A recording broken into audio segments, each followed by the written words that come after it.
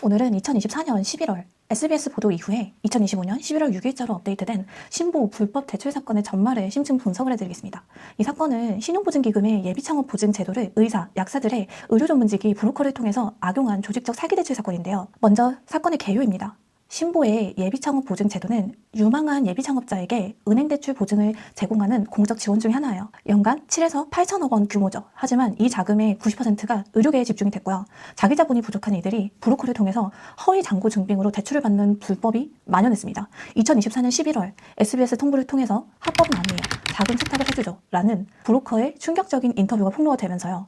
서울수서경찰서가 집중수사에 착수를 했습니다. 주문은 약 2년간 브로커 A씨를 통해서 이뤄진 불법 대출만 2천억 원. 심지어 이 브로커가 대출금을 환수를 한다며 2차 사기를 벌여 피해자 80명으로부터 568억 원을 가로채 잠적하는 사태까지 발생을 했는데요. 주요 수법은 이렇습니다. 브로커에게 수수료 수백만 원을 지급을 하면 브로커가 돈을 잠시 빌려줘서 통장 잔고를 부풀려줘요.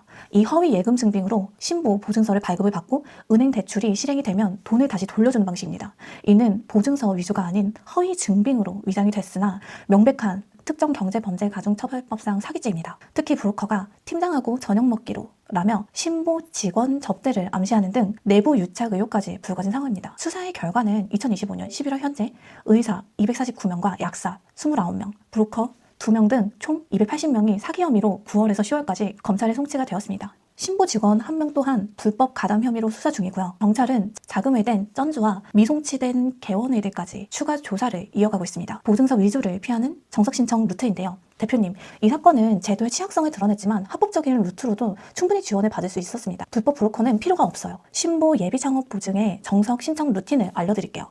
이 제도는 창업 전 6개월 이내에 전문 기술형 창업자를 타깃으로 하는데요. 지원 내용은 보증한도 10억 원, 전문 자격 보유 시 5억 원, 보증 비율은 90에서 100%, 보증료율은 0.3에서 0.7%까지 차감됩니다. 합법적인 신청 절차는 5단계인데요. 먼저 첫 번째로 사전 상담을 하세요. 신보 영업정 방문 또는 온라인 신청을 하시고요. 두 번째로는 보증 신청을 하시면 되는데요. 사업계획서를 제출하시고요. 세 번째는 심사입니다. 신보심사위원회의 기술사업성 평가를 1에서 2주 정도 소요되는데 이걸 먼저 받으시고요. 네 번째는 보증 발급이에요. 통과 시 보증서 발급 후 은행 대출이 실행이 됩니다. 다섯 번째는 사후관리인데요.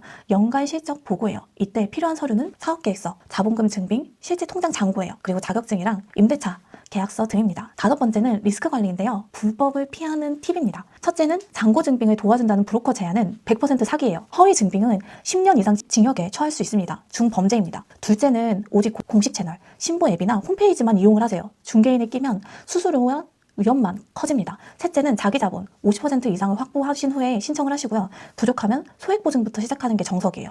넷째는 증빙을 철저히 하세요. 신보는 이미 AI 검증 같은 위조 탐지 시스템을 가동을 하고 있습니다. 보증이 취소되면 신용 블랙리스트에 5년간 등재가 되는데요. 이번 사건으로 신보는 디지털 증빙 의무화와 등 보증 심사를 대폭 강화를 하고 있습니다. 저희 지원사업연구소는 이런 불법적인 방식이 아닌 대표님의 실제 기술력과 사업 계획서를 바탕으로 합법적인 정석 루트만 컨설팅을 하니까요. 안전하고 확실한 자금 조달 로드맵이 필요하시면 지금 바로 저희에게 문의를 해주세요.